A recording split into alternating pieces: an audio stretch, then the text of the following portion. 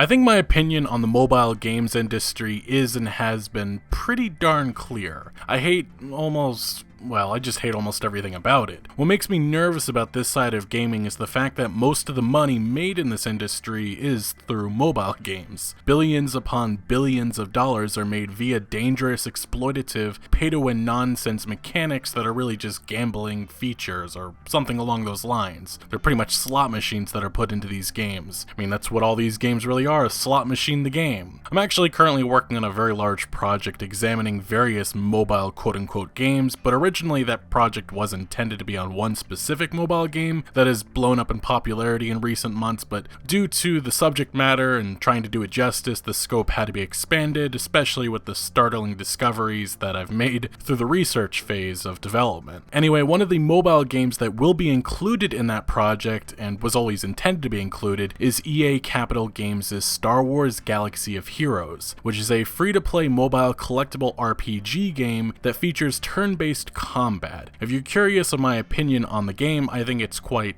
shit. It's yet another mobile game that sure is free to play, but if you actually want to progress and get the full experience, you'll be spending hundreds upon hundreds of dollars, and the developer actually, they know that. Which I mean, they all know that, but Capital Games sure is okay with this destructive monetization. In April 2019, responding to a fan who was asking, do you expect people to pay $4,000 to $5,000 to catch up on the game, the lead producer at the time of Star Wars Galaxy of Heroes gave a controversial response saying, expect, yeah, I'd say to some degree. Want, not for anybody for whom it was unpalatable. What I want is for the people at the tip of the spear to get Darth Malak, which was the character, and for most of the next wave of people to get him when he next comes around. More like Traya without the raid. This mind-boggling response, unpalatable, is okay. It's unfortunately just common in this industry, or at least in the mobile side of things. Developers don't see a problem with what they're doing. We've seen this time and time again, like Jam City Games, developer behind Harry Potter Hogwarts Mystery, who last year defended including a child-choking scene which asks you to wait or pay up.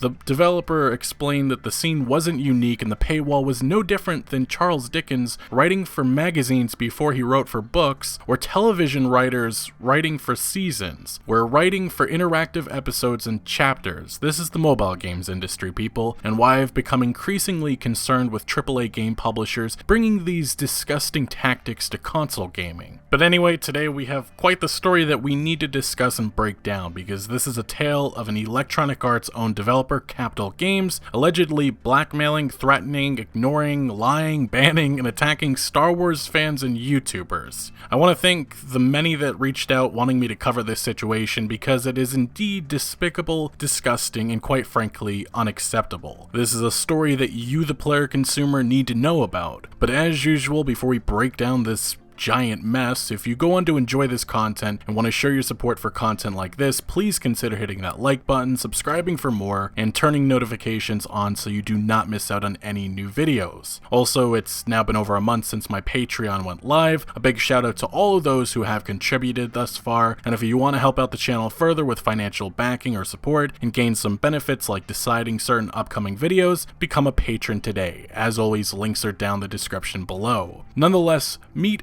AhnaldT101, a Star Wars Galaxy of Heroes YouTuber with 150,000 subscribers, who is known for his informative and fun content centered around the mobile game. He literally is the biggest marketing arm for this game, as he's the largest creator actively making content for this game. Pretty high quality, to be honest. Developer Capital Games typically uses the official EA Star Wars social media accounts for announcements for maximum exposure, of course, but also because their very own social media channels just have barely any followers or activity, to be honest. Anyway, most of the top viewed content made for this game comes from AhnaldT101. And based on how much effort and extra stuff that he puts into his content, that kind of just makes sense. So from all of this, you would expect the developer to want to maintain a positive or healthy relationship with someone covering and giving great attention to their online casino, mobile game, but that has not really happened in recent years. Next, let's bring in a few other Star Wars Galaxy of Heroes YouTubers. Mobile Gamer, a channel with 134,000 subscribers, and Cubs fan Han with 46,000 subscribers. These channels cover, from what I've seen, other mobile games in addition to Galaxy of Heroes, but all around there's just a ton of outrage erupting in the community due to allegations and claims made by these three creators. What set off this storm of anger was developer Capital Games banning one of AhnaldT101's accounts after he had contacted them reporting a bug connected to the account, which was that in-game purchases would just not pop up anymore, meaning he couldn't purchase any microtransactions. These creators all have somewhat implied that this banning was very likely retaliation, or at the very least it was very suspicious. Anyway, the specific reason given by Capital Games to why the account was banned was due to a terms of service violation in which account sharing is not allowed as it gives players an unfair advantage. Now, this banned account is or was known as a Kraken account. I'm learning new terms every single day, which I guess is a step up from a whale. Apparently, the original person who owned the account spent over $50,000 on the microtransactions. That is...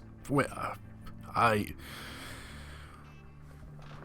are people... Why? So, the person behind this account, again, I just can't believe that. I can't believe people... $50,000. Anyway, we can assume it was some super rich kid. They just, I guess, decided to move on as they were tired of playing the game. So they gave the account to this YouTuber as they wanted to help him with producing content and not have the account go to waste. Which, yeah, from what I've gathered, most in the community aren't disputing that this YouTuber broke the rules, but what makes this extremely suspicious is the fact that enforcement of rules just never happens, and many in the community account share or do far worse, like hacking with little or no punishment. As all three of these YouTube creators have pointed out, there is zero consistency, which is the problem, but also makes this seem like Capital Games is retaliating against AhnaldT101 because they don't like his content, which at times has been critical and making fun of the developer. As AhnaldT101 points out in his video exposing this situation, cheaters and hackers have consistently or constantly been given slaps on the wrist. Like, one example he gave is this conversation between a developer and a confirmed cheater. In this case, the Capital Games developer or employee cites the player's good standing with the company. So instead of a permaban, they were giving the cheater a 1-week suspension, and more interestingly, they were letting the individual choose when the suspension would take place. Whatever was most convenient to the player, because I guess that makes complete sense. Additionally, in 2019, the lead producer on Galaxy of Heroes, who has since left the company, admitted on Twitter to account sharing. She actually mentions it's against terms of service, but doesn't seem too bothered about it, just emphasizing they aren't responsible if it gets stolen. Which calls into question, isn't this a bit hypocritical, and why is this same courtesy of a suspension rather than an outright banning not given to the top creator on this game, or just a player in general? That's something that many in the community just can't really understand, and the only logical conclusion that has been made is that Capital Games chose to ban AhnaldT101's account because of his past troubled history with the developer. So this leads into the next question: what is this troubled history? Well, a couple of years ago, like all EA game studios, Capital Games had their own division of the EA Game Changers program, which allowed select creators access to test accounts that helped in making content, direct access to developers, trips to the studio to give feedback, and other perks like in-game promotion for their channels. These YouTube creators, AhnaldT101, Mobile Gamer, and Cubs fan Han, in 2018 were starting to or thinking about making content for other mobile games. Specifically, they were going to cover Marvel Strike Force, but chose not to because of promises made by Capital Games. The Star Wars Galaxy of Heroes developer discouraged these YouTubers and likely others from making content for Marvel Strike Force because it is a competitor. It's very similar in its mechanics with some slightly better animations. Also, for those unaware, Marvel Strike Force is made by Fox Next Games, which was a company under 21st Century Fox until the company merged with Disney last year, which then the game developer and game was sold by Disney to Scopely Interactive, a mobile game company. Essentially, this is a complicated way of me trying to explain that Marvel Strike Force is and has been a direct competitor, and it's also had its own share of problems which I've discussed in the past. So anyway, in 2018, when Marvel Strike Force was the hot new thing, EA's Capital Games reached out to their game changers and made them a boatload of promises as long as they did not give attention to Strike Force. That, from what I understand, was many of the perks that I mentioned earlier, like in-game promotion or advertisements for their own channels, which is a big thing for smaller YouTube channels. Only though a few huge problems with all of this. When creators, or some of them, did go ahead with making content for Marvel Strike Force, they received some threats, and also even worse, Capital Games just never delivered on many of these promises for those who actually listened to them. And eventually, in June 2019, they just decided to kill the Game Changer program for Galaxy of Heroes completely. Being given promises of in-game promotion, being given promises of regular content trips, all of these things, like down the line, under the condition that we do not cover another game, in that particular case, Marvel Strike Force. And as soon as that game settled down, they killed the program. They didn't just not give us what they were promising to give us, they took everything away. They're like actively been trying to work against us. One, they personally tried to attack me and take down videos on my channel for no reason at all, with imaginary contracts and threatened takedowns. Then they were so upset about me making Marvel Strike Force videos, then they were like threatening to kick me out of the program, threatening all kinds of things, withholding perks, saying you'll never get an in-game ad. The only reason why they worked with any content creators, it was during the time when Marvel Strike Force was coming out, and their sole purpose was to keep everybody from going and playing Marvel Strike Force. That's it. When we hit 100,000 subscribers last year, Capital Games disbanded the Game Changer program. They've also tried sending threatening legal emails to me when they were not in the right, and they realized they weren't in the right. They tried to stop us from covering Marvel Strike Force and many other instances over the history. This is just another score on the scoreboard for them trying to bully content creators. But they have problems with almost every single content creator that is not kneeling, bowing before them, and licking their shoes, it seems like. As these YouTubers reveal, Capital Games is believed to be one of the only developers at Electronic Arts that does not support the Game Changer program. It's just very weird, the decision to kill the program suddenly, but there is more to this story, because AhnaldT101 brings up some very dirty tactics that took place towards the end of 2018, in which he uploaded sort of a meme video that featured some edgy, suggestive content and made fun of some of the greed associated with Galaxy of Heroes. It was a video giving reaction to memes made by AhnaldT101's community, but at some point a Capital Games developer or employee watched the video and was pissed with the adult nature of the video, threatening the creator with termination from the Game Changer program